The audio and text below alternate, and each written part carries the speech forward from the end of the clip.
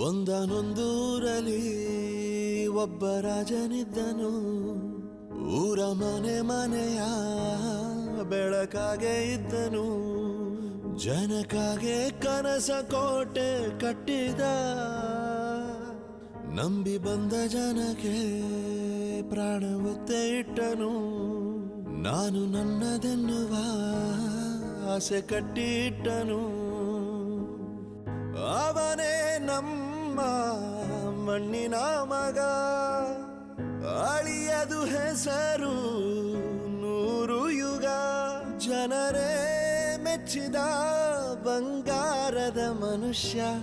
ಒಂದನೊಂದೂರಲ್ಲಿ ಒಬ್ಬ ರಾಜನಿದ್ದನು. ಊರ ಮನೆ ಮನೆಯ ಬೆಳಕಾಗಿದ್ದನು.